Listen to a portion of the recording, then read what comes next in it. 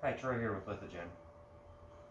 One of my customers is doing a Spidar rental. They are requesting a custom Spidar configuration. So we're going to go over it for them on the video, and hopefully it's useful to someone else and we can use it as marketing material.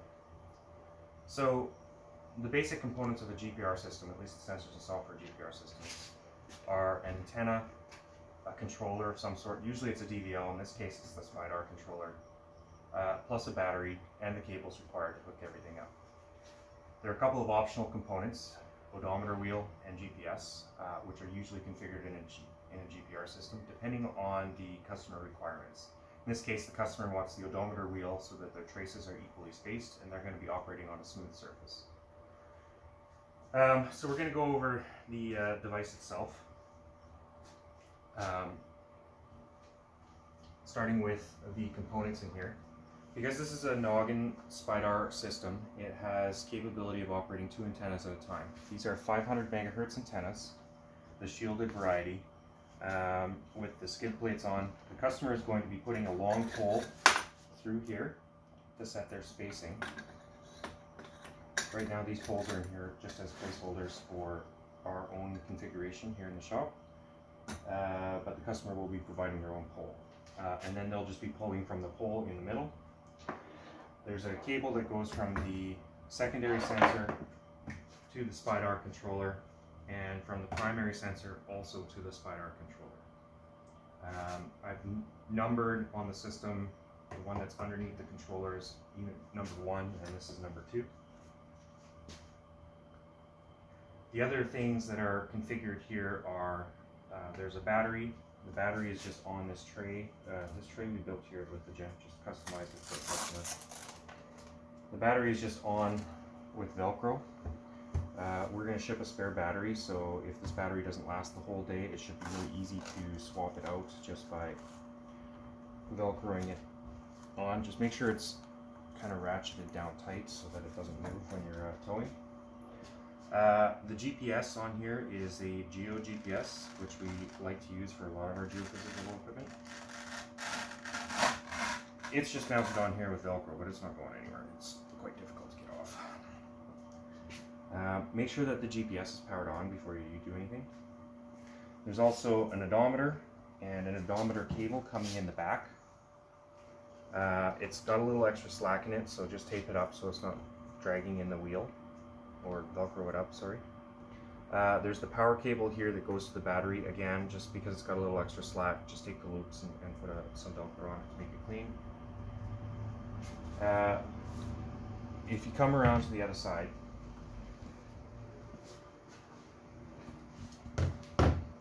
get a better view of the Spidar controller. The Spidar controller is actually its own Wi-Fi hotspot and such.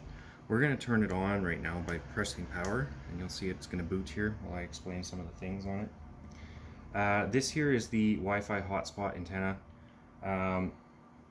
If you're at significant distance away, you probably want it to be pointing upwards, but like it's a little bit floppy, and if you're relatively close, it won't matter.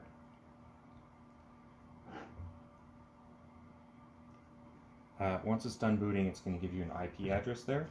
We are shipping with this system a MESA 3 tablet. This is just a general data logger we use for some other instruments, and it works great in this context. Because this thing is actually advertising a Wi-Fi hotspot, you can connect any device you want to the Wi-Fi hotspot on the device. Obviously you won't be able to make it onto the internet through that hotspot, but you will be able to connect to the server that's internal here and monitor the progress. So we're just going to unlock this. We're waiting, it's booting here. Might as well look at the Wi-Fi hotspots while we're here. So this is the Wi-Fi hotspot that it's advertising. The password is the same as the name of the Wi-Fi hotspot. Highly secure, you know. Alright, so now we're booted. We have the IP address up here. In any web browser, so I'm just going to use the default on here because we don't have Chrome installed or anything else. You can enter in that IP address into the web browser, and you get a front page here. Now, we've pre-configured this system so that the GPRs are pre-configured with their offset and all that other fun stuff. This is the actual collection mode. And you can see there's two data display windows. Now, you don't actually need this tablet or the website open for the data to collect, but you need it to start. So once you hit start, and wait a moment,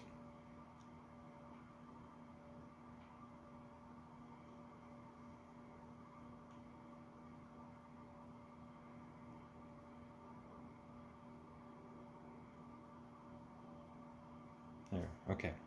So we just saw our first traces on both devices. Because it's set to trigger with the odometer wheel, I'm going to spin the odometer wheel a little bit. And we're just going to watch some data come in real time here. Now obviously the antennas aren't moving, so the data isn't changing.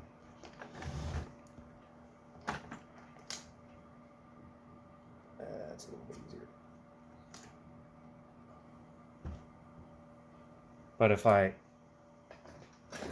change the angle on one of the antennas and continue to spin, you'll see the antenna number 2 data has changed because that antenna is now recording something different. You don't actually need this to be on to record the data. If I were to shut this off and keep spinning this, it actually is saving all the data into the device internally. And this is only being used to view the data as the data is being collected in real time.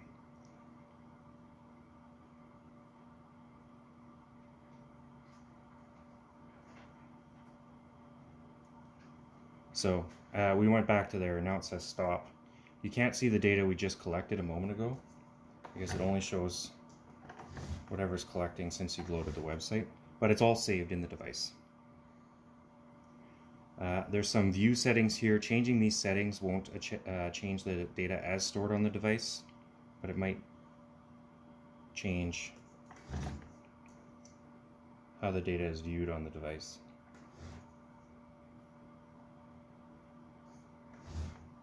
In a trivial fashion. When you're done, hit stop.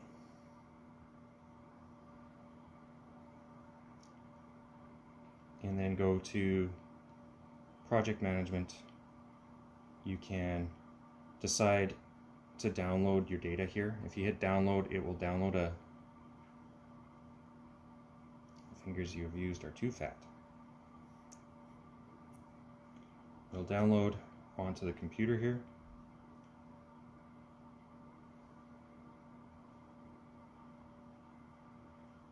And you can just copy these files from using a USB stick to your other computer where you're doing data processing. So this just field computer is really just used for data monitoring and to start and stop the device, and then export at the end.